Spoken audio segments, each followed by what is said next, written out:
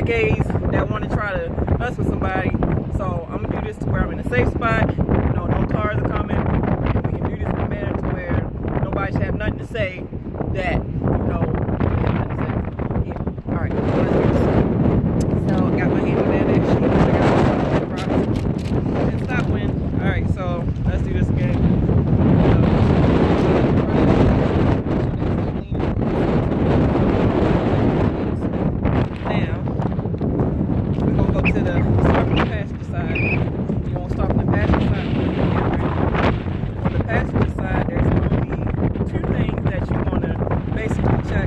But there's more that I check because I was going to be. But for the test, you just want to check 2 things.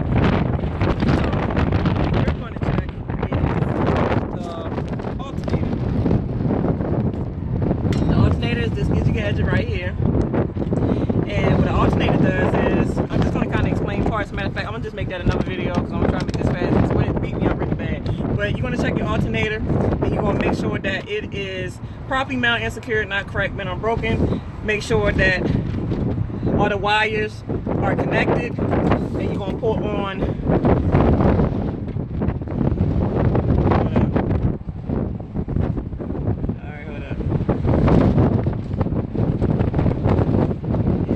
the serpentine belt. You're going to make sure that it's not cracked or frayed, and make sure that it has no plate between 1/2 to 3/4 of an inch. Then you're going to check your general hoses. Check your general hoses. All your general hoses. And you're going to make sure that it's properly mounted and secured.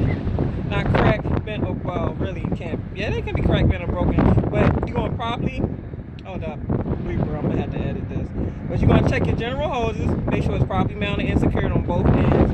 No abrasions, bulges, or cuts, and that they're not leaking. Anytime you see anything that's rubber or plastic, you either going to say no abrasions, bulges, or cuts, or that it's not frayed, or that it's not cracked.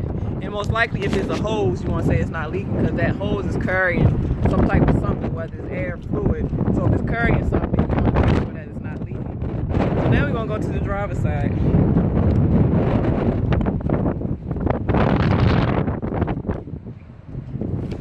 On the driver's side, you're going to check your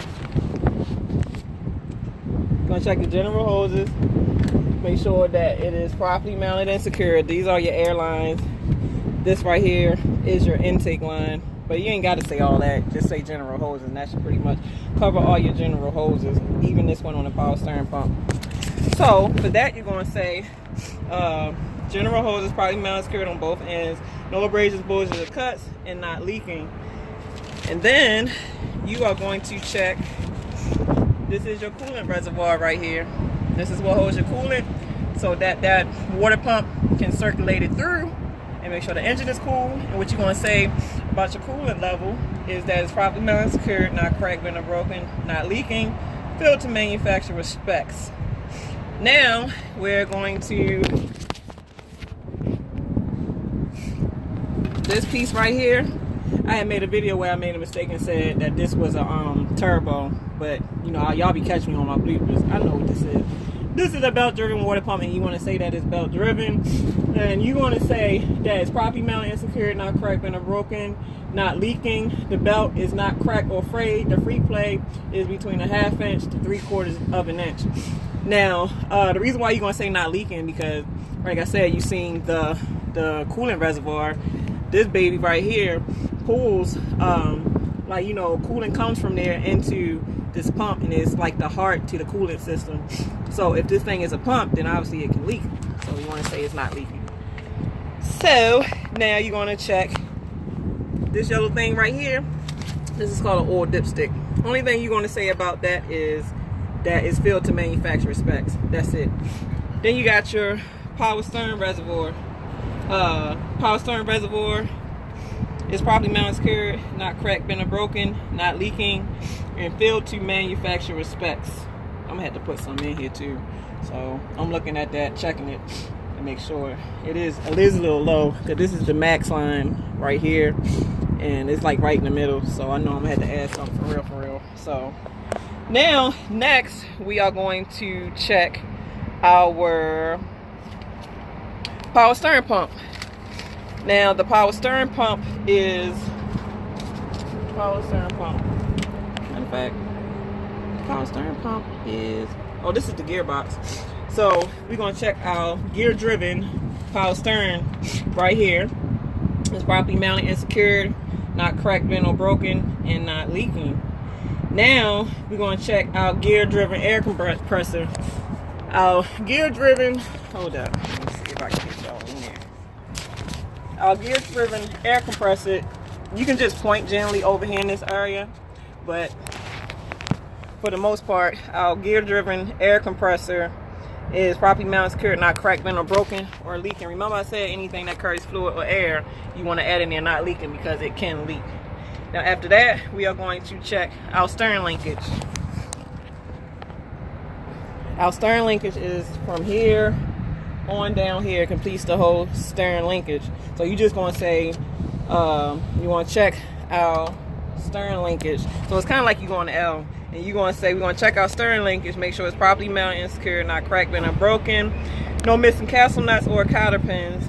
And you want to make sure that you point out all 3 cotter pins: the pitman arm, the drag link, tie rod, and 3 castle nuts. So this is 1 castle nut right here, and this is a cotter pin that that points out of it. You want to make sure that it is in there and that it's properly secured. And this is your pitman arm right here, and this piece right here is another castle nut with a cotter pin. Make sure that's properly mounted and secured, and not no missing cotter pins. This right here is your tie rod. That's what turns your tire. Without the tie rod, you be messed up. And yeah, so that's the tie rod. Like I said, all 3 castle nuts. So we got 1, 2, and then you got your knuckle down there, which is 3. Matter of fact, this is your tie rod linkage right here. This piece is more of the hub assembly. So yeah, I had that wrong. Another grouper. All right, now you're going to check your spring hangers. Your spring hangers is right here. This is your leaf spring, and this is your spring hanger. And all you're going to say for just general parts like that is that it is properly mounted and secured, not cracked, bent, or broken. This is your leaf spring right here with your U-bolts, and you're going to say that properly mounted, secured, not cracked, bent, or broken, and that it's not shifted or there are none missing, because obviously these are layers of springs and they can shift, and some can be missing if it shift and fall off. So yeah, and these are, let me see if I can get a flashlight in there. I don't even know. I hate the fact of angles sometimes. These angles can be a pain. But this piece right here, I'm hoping that y'all see it, but these are the U-bolts. Sometimes there'll be springs here, but on this particular model, there are no springs. So you want to check your U-bolts, make sure it's properly mounted and secured, and that it's not cracked, bent, or broken. Then you're going to check your shock absorber. This is a shock absorber.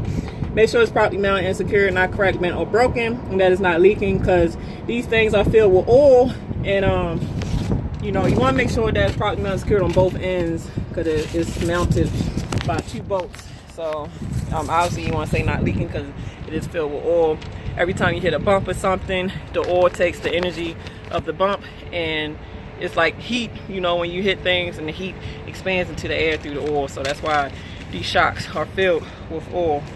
All right, so that checks this side for just the engine compartment. Now let me see the next page. I can't do all this because I think this guy behind me in this SD truck, he's probably looking at my ass. I don't appreciate that.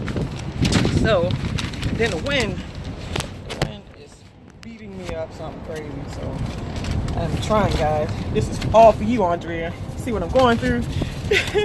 All right, man. All right, let me see. Wind beat me up. I can't even get my paperwork right. All right. So, matter of fact, I think I'm gonna just do a part 2. Yeah, because I can't deal with this. So, but when I do the part two is going to cover the braking system, the tires. So right now I'm just going to kind of visually look at it, but I can't really walk you through it. This time is short enough going by. So generally you just want to check your brake shoes. You want to check your ball joints, your slack adjuster, you're going to check your brake chamber holes, your brake chamber, tires. Make sure this is more than 4/32 or more. Check your lug nuts, your wheel hub, check your rim.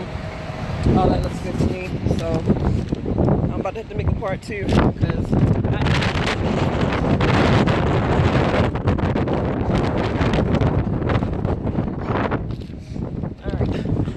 I'm getting beat up.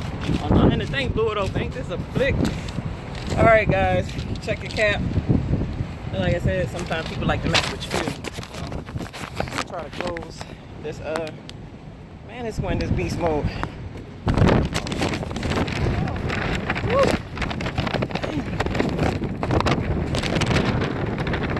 Don't you blow back open. Don't. There we go. I'm gonna have to hold up, y'all. I had to put this down.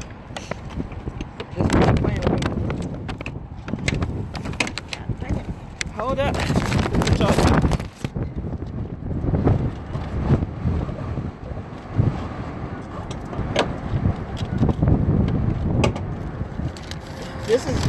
This is really crazy. The wind won't even let me do my quick trip.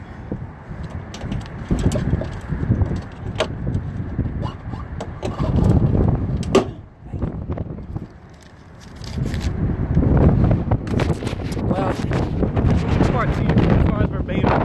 Check to see what you're on, baby. Get your hood back down, all that wind blowing like that. I know, this one beat me up, but thank you though.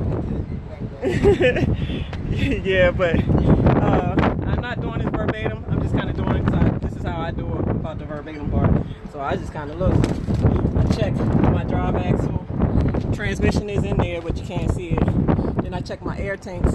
I realized on this particular Freightliner, oh, I do see the second air tank, but I don't see where to drain it at. There's one primary tank I see that's still on the side of the truck. So, like I said, you want to check your catwalk. Make sure everything is properly down and secured, that there's no debris. This is your service brake line. This is what control by your hooked up the truck. This is your emergency brake line, which is considered a turbo brake. And then this is your electrical line, which is your brake lights, and the trailer. So, every time you come to the trailer, you're going to, when these are pulled off, you're going to actually check the on the trailer and on the land hand, because when those things go bad, you just pretty much have to pop them in and then pop them out. So I'm going to show y'all the land hand. And this one back. Hold up, put my glove.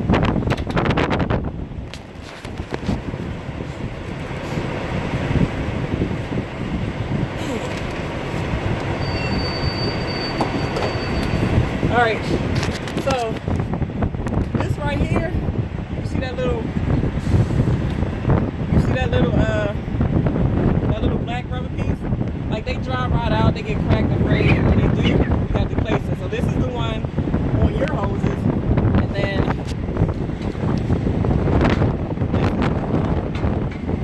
this is the one on a tractor. These look a little beat up, but they're not beat up to the point to where I would be concerned to have to replace it just so I can complete my trip. So yeah. So gotta put that back on. So I'll see how it feels. Because usually, like, say somebody come and for some stupid reason they pull your line. A lot of shippers or receivers will do that to keep drivers from pulling off. When they pull your line and you go to push in your tractor or your trailer valves, depending on which one is pulled off, they won't push in. So that's like a safety mechanism so that you don't pull off and not have brakes. So if somebody pull you one of your lines, then neither the valve of the line that's pulled won't stay pushed in because somebody pulls your line. That's how you know when somebody pulls your line.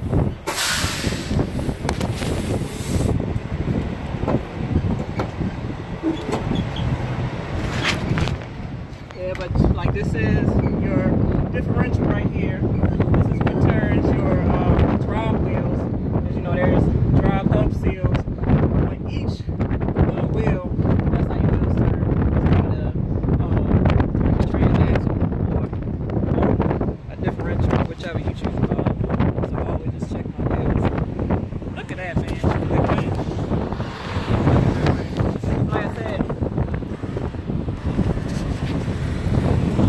This piece, I got confused in the last video, but that's a spring hanger or a spring mount, and that pretty much mounts your leaf springs and everything. I guess it's like springs to where it controls the ride, and I know springs control the height, but I know it controls the ride and stability of turns and everything.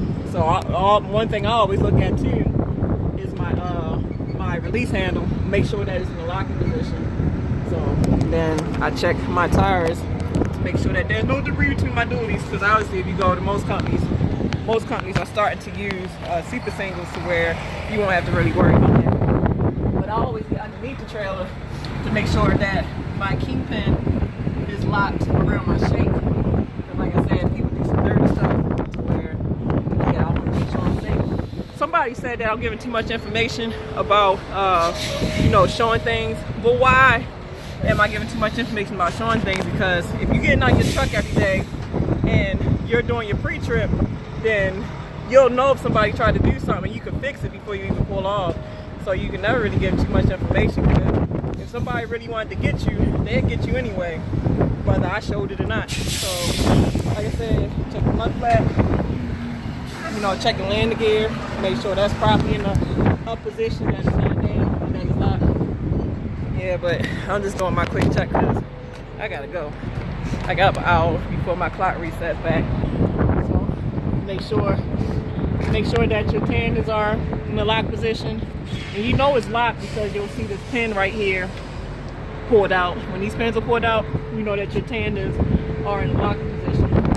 Then I get up here and I check my brakes. And I check my because on the rear trailers have their own air tank reservoir too. So you want to look at the chambers, the brake hoses, and the tank to make sure that there's no visual effects that you can clearly see, which I don't see anything. So we're pretty much looking good. And one thing I always do before I pull off, and I mean always do, I check lock and seal. I check that, because if this seal or your lock is tampered with, that means bad business. They reject the load, take it, this, that, and the third. Oh wow,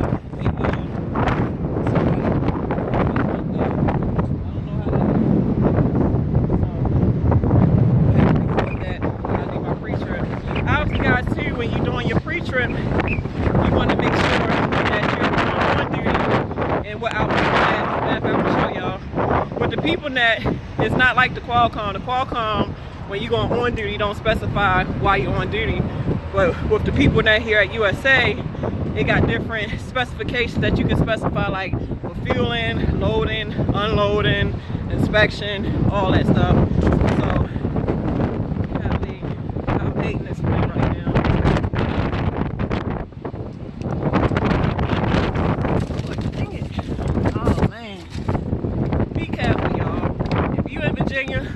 On 81, this one is really bad. If you light, be careful.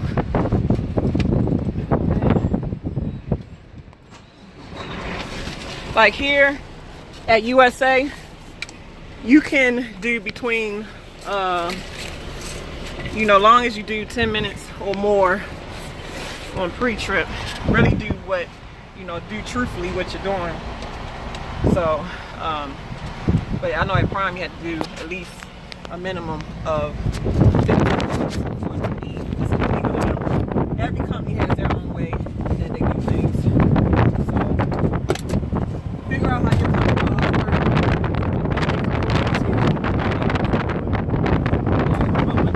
This one is making me mad.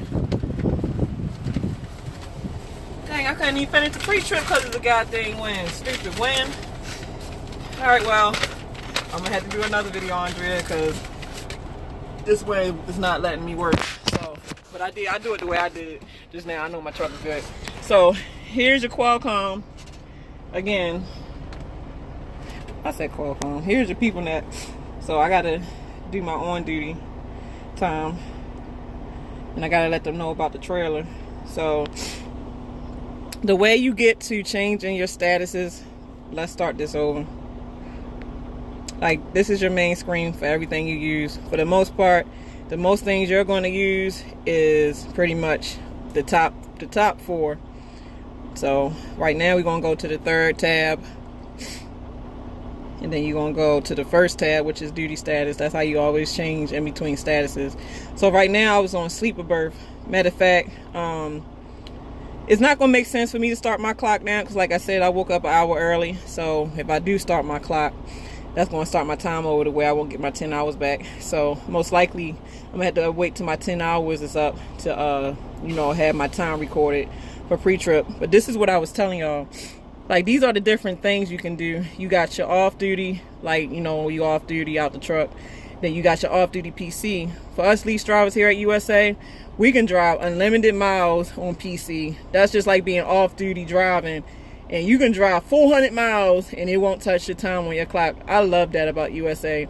Like, say I finished delivering a load, and I mean, it'd be stupid to do. If you're a lease operator, you probably wouldn't do it. But let's just say, for example, you wanted to drive 200 miles maybe to get home. You can do that, and if you needed your clock later on that day, you would still have all the off-duty or sleeper berth time you had because you drove off-duty PC. So then you can either do sleeper berth, then obviously driving, but nobody messes with that because when you drive a certain amount of miles, it's going to put you on drive time anyway. And this is all the on-duty options, which is like regular on-duty for whatever other reason, loading, unloading, then fuel, inspect, other, and then hazmat. But I don't have no hazmat. I don't know if we do hazmat, but yeah. So alright, y'all, I done went longer than I need to go. So alright, I'll be getting back with y'all. Y'all, be good out there. Don't let the wind beat you up, because it definitely was beating me up.